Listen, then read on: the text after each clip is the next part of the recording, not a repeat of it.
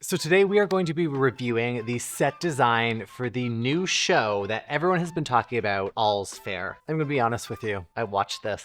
I have some very choice words about the horrendous acting. Kim, if you see this, acting is not your strong suit. The set design was great, the fashion was great, but we are going to be talking specifically about the set design because I need to go over some of these rooms that I think are absolutely incredible, and others I feel like missed the mark because Design Daddy has some choice words to go through. We're gonna start with the boardroom here because I love this stone. I love the peach and the pink color palette in this boardroom. I love how it feels feminine, and the set design was all about this powerful kind of like succession of the design, and I think it's quite soft, but it still plays into that very feminine energy in terms of like the softness of the color palette, the curves. Everything in this room feels cohesive. We have this motif that flows through. We have the arches. The glass doors, I think, are beautiful. They let so much light in. I wish I could see like the floor plan of what this office looked like because I think that's a beautiful detail. The curved ceiling, I think, is a really nice touch as well. The one thing that's throwing me off, at least from this image here, is the rug and the chair bases. Like, these are absolutely impractical. I don't know if you've ever had those stem-based chairs and you're on a high tufted rug like that. You need to pick your entire weight up and the chair to move in and out of a comfortable position. So I'm gonna have to take a point off for that one because if those chairs had rollers, they'd be good. But otherwise, you're deadlifting yourself in the chair to move around. HR would be hearing from me otherwise. The high lacquered arches around the windows, I think, are really beautiful as well. The only challenge with this is this red feels a little bit too contrasted. I know we're on the same color palette of these pinks, but I would have wanted a more saturated pink, not such a pigmented red that feels almost too aggressive coming from like the backdrop with the windows behind them. The hanging light, as much as I like the shape, they feel really off and disproportionate of the room. I would have wanted something like glass and delicate, like maybe a nice, like beautiful hand-blown piece that has almost like a sharp edge to it. I think that would have created a really nice kind of juxtaposition of that masculine and feminine energy, especially in an all-female law firm where you want that. Usually I dislike a high gloss table, but the reflective quality helps amplify the light in this room. So once again, it doesn't feel super heavy. I do like the edge detail that's rounded. We have a little bit of that kind of ovalness to it. There was also a scene in this show where that glass was all frosted. So I'm going to assume that it was probably electrochromic, which I think is another really great kind of technological feature to have in a space to give you full transparency or full opacity depending on whether it's turned on or off. We're going to put a clip of what that looks like because I think is a really cool thing, especially in like a boardroom where you want that sense of privacy, but then you still want all the light to flood into the space. I'm gonna have to give props to the set design for this team because I think this room altogether, I'm gonna have to give like an 8.5 out of 10. Like, I absolutely love the work here. I'm gonna pretend I know, legal jargon that they throw it in the show, but that's besides the point. So this is now the reception. Whatever wall treatment that they have here that's carried up on this massive scale throughout the 2 floors, I think is so beautiful. The way that it has almost that fluting detail creates this like really fluid structure that softens the entrance into such a grand space. And going into a lawyer's office, like, they can be very corporate. This feels like complete opposite of that. I don't know if this was a set design or if this was actually an office space that was used, but I love this. The staircase is another really beautiful structural element that adds into like the molding of the plaster. It just like flows. It has a really nice spatial pattern design that if you're walking into the space, naturally you're going to gravitate towards the movement. And because it feels soft and approachable, especially for a lawyer's office, I got to give them props on that. The cascading light fixture feels a little off, especially because the scale of it feels so small compared to how grand this space is. If we were using this light fixture, which I think is beautiful, I probably would have done 2 or 3 of them at all different heights, so it kind of fills that volume. Otherwise, points, so I think it looks really good. The window treatments complement the rest of the furniture. The design language, I feels like, continues through the space, especially after seeing the boardroom. The amount of light coming in is like crazy. And this night scene, oh my God, when I saw the way that the light reflected off the molding on the ceilings, this is like such a beautiful like experience. It feels so beautiful and it looks beautiful. The one criticism I'm going to have for this is the green kind of reception desk. It feels so sharp and pointed and completely out of place. I do love the green. It works, like the green is like a perfect color palette that complements the softness of this like pastel pink that's throughout this entire space. I would have wanted a reception desk that isn't so squared. I would have wanted something a little bit more sculptural, even if it was just like rounded, or a piece that came down and kind of like had a moment to it. Felt like it would have belonged in this space. It just feels like they just put it there because they didn't have anything else. I'm gonna have to give the reception a 9 out of 10. I love how it creates a sense of scale with this ceiling detail. Like it feels really unique. And I think that's a really great experience in design, is when you feel something when you walk into a room, and being able to have your eye travel through the elements softly is how you create a great space. Now, while we're still here, we're going to go through the law firm library, because I think this is another really beautiful set that was really impactful in the design and the cohesiveness of this overall office. The radial design in here, I think, is really unexpected for a library, and it's done very, very well. The color palette in here feels very masculine in contrast to the softness of the rest of the space. And based on the conversations that were happening in this room in the show, this is where the serious talks happened. This is where they were down to business. This is like law was masculine and their practice was feminine. And when they were in this room, like shit happened. Like they were all serious in here. Even though they ate most of their meals in here, I think this was a really great design. The chairs are paired really nicely with those kind of bell edges. I personally would have loved to have some kind of sculptural light come down in the middle, but I mean, for filming and continuity, you probably wouldn't be able to have something there because it was constantly rotating. So it would look a little off if it's coming down right in front of when they're filming. But this is like really great. Like I love the high gloss black finish.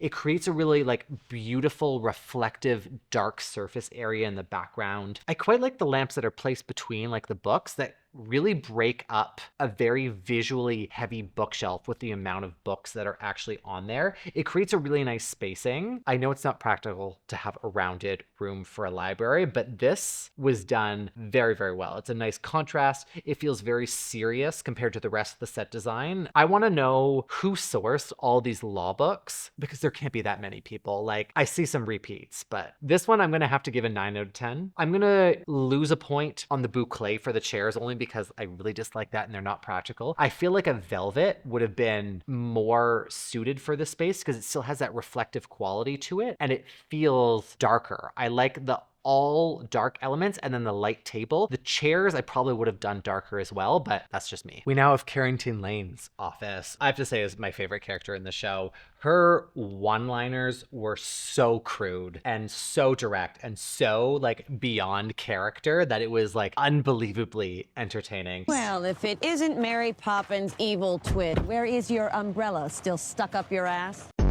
But for The Office, as soon as I saw this scene, I was like, oh, those two chairs they have in front of her desk, those came from CB2. I mean, the desk and her chair is also from CB2, but they came out like 2 or 3 years ago. I had my eye on them. I was like, I want those. I need the shape of them. Like the walnut base, they had a beautiful like brass accent and that kind of a ribbing detail for the curve. They have since discontinued them, but I digress. The walnut paneling in this office, I think is quite beautiful. It's dark, but it's not overwhelming. I feel like there was a little bit too much paneling in the room, especially since they continued it on the ceiling. But I do love that they did a cove up there with what looks like a light fixture with the LED kind of around the perimeter. From what I could tell, this was definitely a set design. This wasn't an existing office space. And I think it was done really, really well. I love the flanking wall sconces that really create a glow. The picture frame above the art is always a bonus. If you are designing a space or renovating, think about what's going to be on your walls, people. Because if you can highlight it,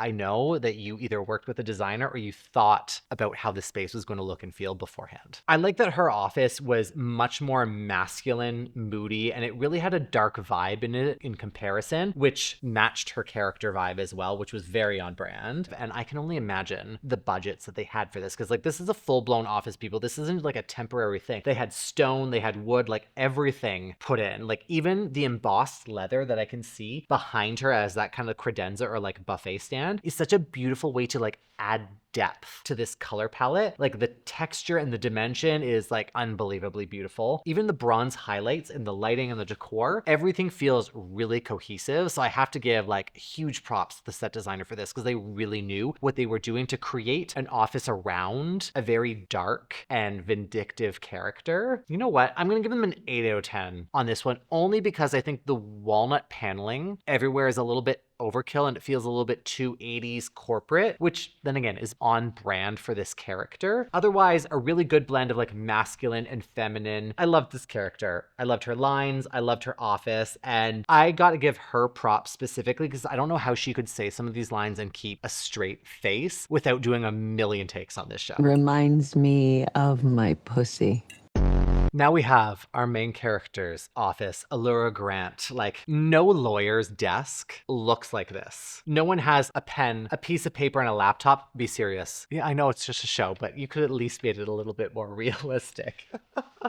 No lawyer or person in a law profession has just a few stationary items on their desk. It is like overbearing and overcrowded from every angle. The arch behind her desk, I think, is a really nice feature. I like the antique mirror. It doesn't look super reflective in the show, so I got a feeling they had some kind of like film on it. The one challenge was having something super reflective behind you, especially in an office setting, is that like if you're having a meeting with people and you're like on your laptop or something, they can literally see it. They're sitting right here. They see everything I'm working on. I know it's going to be reversed, but it feels a little impractical. They did a really great job at creating kind of like the asymmetrical balance by breaking up the mirror with the shelves off to the side and having that wall sconce on the other side. That really balanced the entire look because otherwise it was very visually heavy on the lift side with not having that centered bookshelf. So that is a great kind of prop setup from this. The rest of the finishes are quite nice. The marble countertop on the desk is always beautiful. Like the light fixture, even the one above her desk. I know it doesn't give like the task lighting that you would typically need at a desk, but I think it's a great feature. I would have wanted some kind of like sculptural task light on the desk to kind of fill the volume. Otherwise, it just feels very empty in a lot of the scenes that she's sitting there. The artwork that's carried through is a really great color palette as well, the aged bronze and the muted pink. From what I can see, this furniture piece beside the window that has like a high lacquered like pink look to it, looks like a credenza or a buffet stand. That color would have been perfect for the boardroom offices in my like personal opinion that I mentioned before. I wouldn't complain if this was my office. I would give it a 6 out of 10. Everything feels really good. We now have Allura Grant's home. Like I had to do a little bit more research on this to see this massive home. And when I say it's massive, oh my God, like I was looking at like the interior design photos of this space. I know they didn't show the entire house in the show. We only got to see like a little bit. I want to know what their retainer was because the rent from this home alone for doing the scenes was next level. They clearly had a budget for this. But from what I can see, the main kind of area that you see are both the kitchen and the staircase. So we're going to touch on those. The stone countertop, I think, is paired really nicely with the millwork around it. It looks like almost like a buffed steel. I also love the integrated pit system for the gas cooktop. I think that is a really nice touch as well. The sink is kind of throwing me off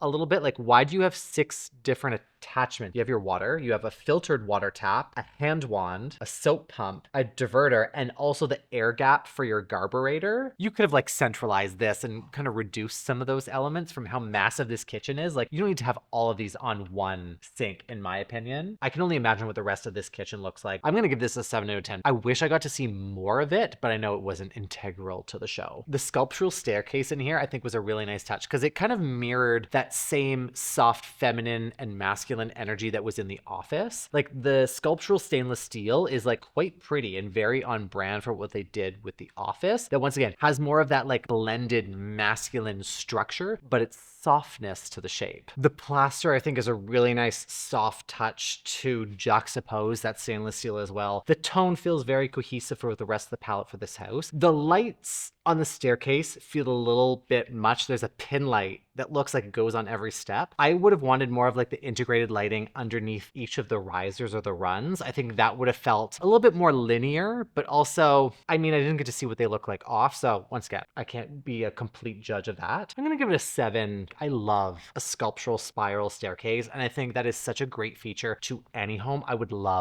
dream of having a sculptural staircase all in stone. Pray for me that I'd be able to afford that one day.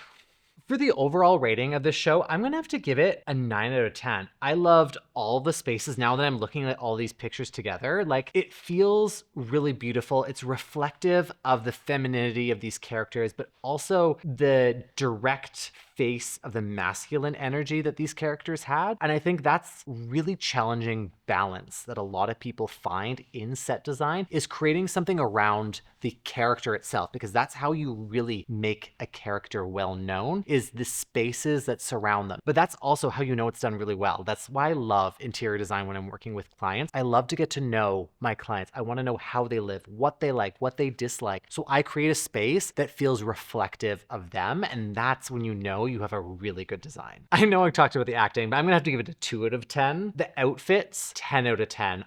You know I love fashion, and every single outfit in this show was fire. Like, I was locked in to this really, really shitty plot line, and the beautiful scenes really made it a little bit more enjoyable. I need to know from you guys in the comments though, because this is my first take on a set design, and I would love to know if there's any other shows that I need to watch that I need to dissect the interior design of. And if you're not sick of me, you know what to do. Subscribe and like this video, because I have so many more short forms on my Instagram and TikTok and Mr. Phoenix Gray, so make sure that you're following me there as well. And if you're ever second guessing yourself, just ask, what would Design Daddy do?